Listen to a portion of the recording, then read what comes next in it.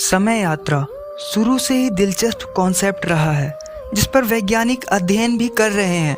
लेकिन जब बात टाइम में प्रेजेंट से पास्ट या फ्यूचर में ट्रैवल करने की आती है तो इस पर काफ़ी बहस होती है।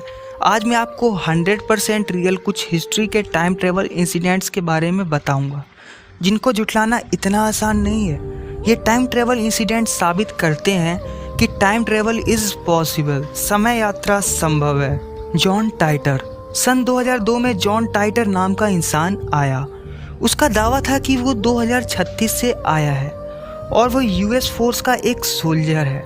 उसने बताया कि दरअसल हमारे कंप्यूटर्स में बग आ गया है और उसको सिर्फ IBM 500 कंप्यूटर ही फिक्स कर सकता है, इसलिए वो 2002 में आया है। उसकी बात कई लोगों को दिलचस्प लगी तो कई लोगों को वो बहरूपिया नजर आया।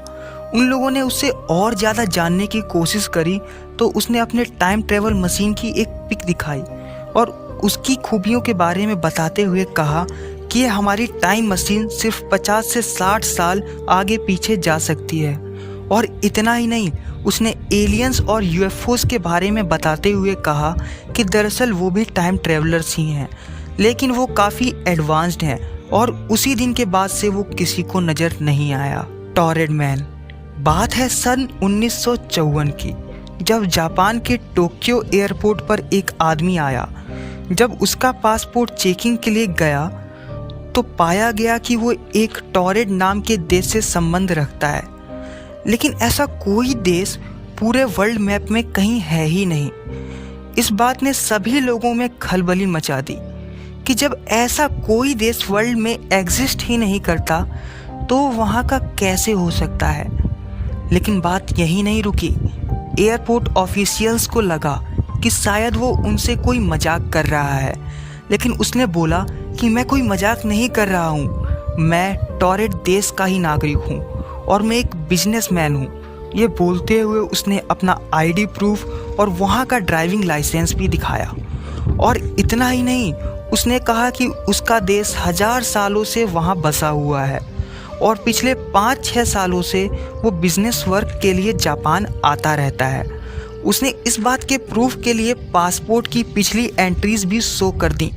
अभी साबित हो चुका था कि वो झूठ नहीं बोल रहा है, लेकिन हर कोई कंफ्यूज्ड था। उसे एक होटल में फुल सिक्योरिटी के साथ भेज दिया गया, लेकिन वो वहाँ से रहस्यमयी तरीके से गायब हो गया, हाई सिक्योरिटी होने के बावजूद भी। Rudolf Fench. जून 1951। बात है न्यूयॉर्क की, जब एक प्राचीन कपड़े पहना हुआ आदमी अचानक से हाईवे के बीच आ गया और जब पुलिस वालों ने उसे अचानक से वहां देखा तो वो भागते हुए उसके पास गए, लेकिन तब तक उसका एक्सीडेंट हो गया और उसकी मौत हो गई। बाद में छानबीन के बाद उसकी जेब से कुछ काफ़ी प्राचीन सिक्के मिले और उसकी जेब से बिजनेस कार्ड भी मिला जिस पर लिखा था डॉक्टर रुडोल्फ फेंच, और जून 1876 का एक लेटर भी मिला। काफ़ी इन्वेस्टिगेशन के बाद पता लगा कि सन 1876 में रुडोल्फ फेंच नाम का एक व्यक्ति गायब हो गया था। पुलिस ऑफिसर्स ने बताया कि इसकी शक्ल और सारी डिटेल्स बिल्कुल सन 1876 वाले रुडोल्फ फेंच से मिलती थी, जिसकी अब डेथ हो चुकी है। इस घटना पर लोग यही कहते हैं कि वो एक टाइम ट्रैवलर था। दोस्तों, ऐसे ही और भी थ्रिलिंग कंटेंट को एंजॉय करने के लिए चैनल को सब्सक्राइब कर लीजिए।